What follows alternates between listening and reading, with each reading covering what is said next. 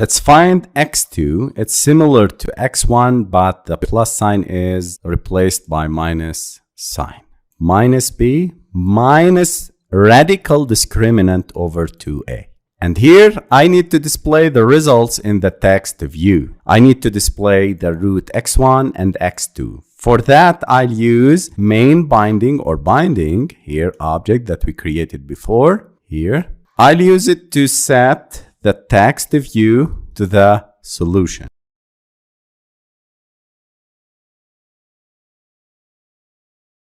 This is the case if the discriminant greater than 0, two real and distinct roots. Else if the discriminant less than 0, I need to display a message and the text displaying no real solutions. For that, binding.textView.setText no real solutions, no real roots, complex roots. Else if the case it is equal to 0, we have one real solution or double root. So for that, I need to calculate x1 equal minus b over 2 times a. This is the case of double root. This is how we find the double and only one root. x1 equal minus b over 2a. This is the case if the discriminant equals to 0. And of course, I need to use binding.textView.setText. We have this double root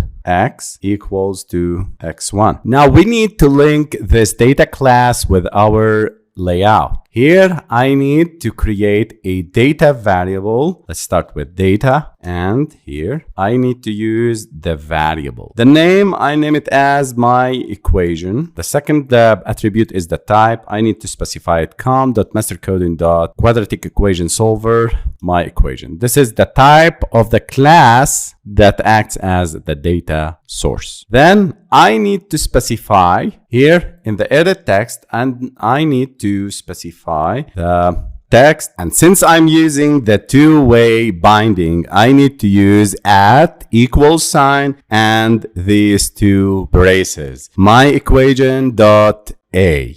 I'm getting a from the first edit text. I need to get b from the second edit text and set it to the b variable here in the my equation class. And the last thing to do is my equation dot c. Let's go to the button. A button here, we need to use the click handlers. As I told you in the previous videos, I need to use my onClick attribute at two braces, and I'll specify my equation variable dot or two colons dot solve equation. This is the method that I need to execute from the my equation class. So solve equation took into parameter a view. Don't miss to pass a view variable in order to link this method with this button. Now let's move to the main activity and create an instance of the main binding object. Activity, main binding,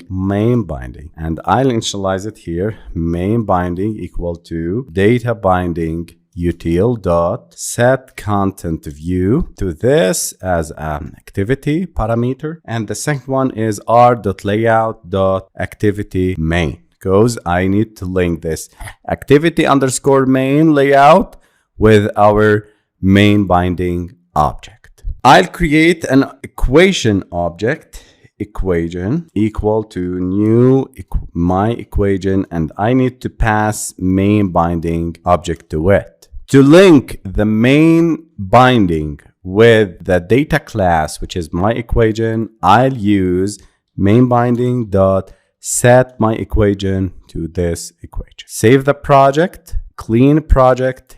If you have any errors in the data binding library, please always use rebuild the project before running the application. Let's run. Let's test our application. I'll use 2x squared minus 5x plus 3. It's 5 and here plus 3. A, B, and C. Click solve. We have the first solution, or the first root is 6, and the second solution is 4. But this is not the solution. I think there is an error here in the division. I need to add these parentheses in order to make the division. So always enclose the equation with parentheses, and when you divide, you need to add for the numerator the parentheses and the denominator with parentheses. Run the application again. 2, -5, and 3. Solve. And here we go. This is the correct solution. The first root is 1.5 and the second root is 1. So congratulations, guys. We succeeded in creating this amazing application that solves the quadratic equations with the help of the data binding library.